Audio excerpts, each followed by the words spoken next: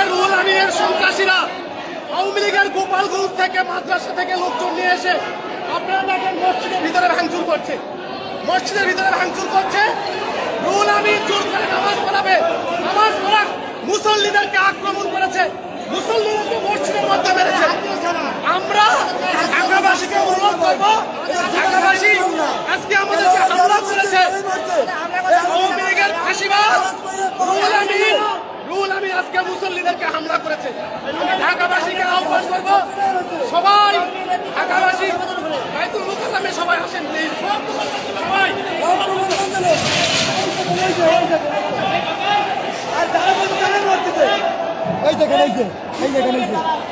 ইচ্ছা মতো মারতেছে, পিড়াচ্ছে, গেলাচ্ছে, ভিতরে পিড়াচ্ছে।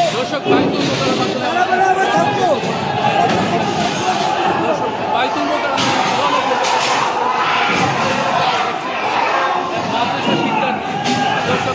একটি রণক্ষেত্র হবে বাইতুল মুকাররম। আমি দর্শক যেমনটি দেখছিলাম আসলে মুফতি রুহুল আমিনের অনুসারীরা আসলে ভিতরে, তারা মুফতি রুহুল আমিনের অনুসারীরা আসলে ভিতরে তারা সাধারণ মুসল্লিদের উপর হামলা করছে।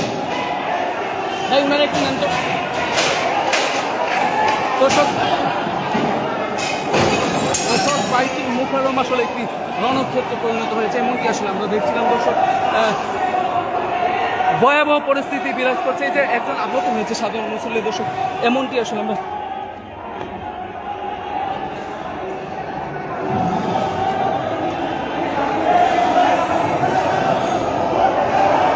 দর্শক। বাইতুল মুকাররম একটি রণক্ষেত্র পরিণত হয়েছে, এখানে সাধারণ মুসল্লি, এই যে সাধারণ মুসল্লি আসলে আহত হয়েছে নানানভাবে, যেমনটা আমরা দেখছিলাম।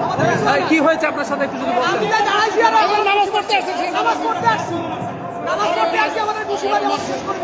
ভিতর থেকে কাজ ভাঙা মারতেছে। কারা মারতেছে ভিতরে, আসলে কারা অবস্থান নিচ্ছে? সাহেবের পক্ষ ছিল। লাভ হলো কি? ফায়দা কি হলো? কি ফায়দা হলো বলেন? আপনার ফায়দা দালাল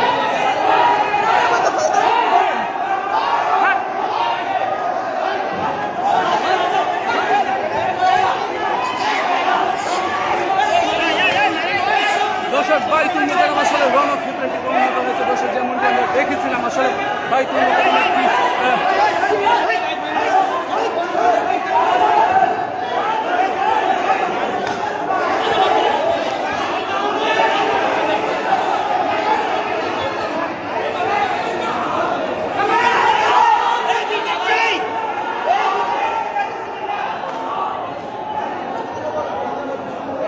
দর্শক, মুফতি রুহুল আমিনের অনুসারীরা আসলে ভিতর থেকে সাধারণ মানুষদেরকে আসলে হামলা করছে। আসলে এই একজন ভাইকে আসলে দেখাচ্ছে আসলে উনি রক্তাক্ত হয়েছে।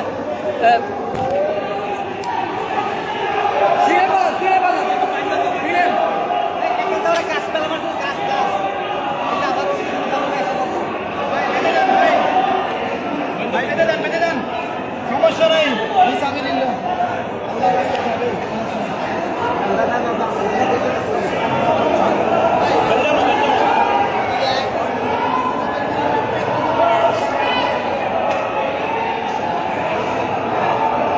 ওনাকে একটু মেডিকেল নেওয়ার ব্যবস্থা করেন, একটু মেডিকেলে নিয়ে যান।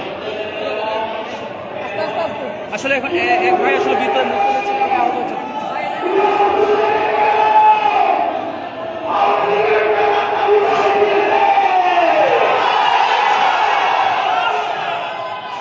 দর্শক, বাইতুল মুকাররম একটি রণক্ষেত্র অবস্থা নিয়ে যাচ্ছে দর্শক, যেমনটি আমরা দেখেছিলাম আসলে বাইতুল মুকাররম।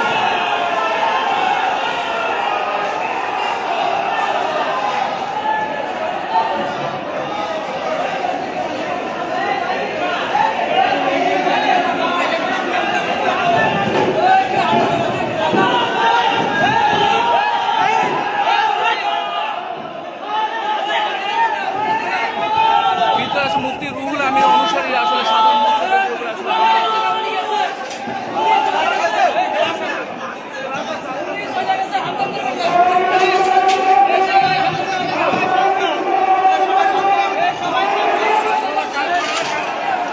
দর্শক, এখানে আসলে কাজ আসলে বাইতুল মুকাররম মসজিদে আসলে গ্লাসগুলো আসলে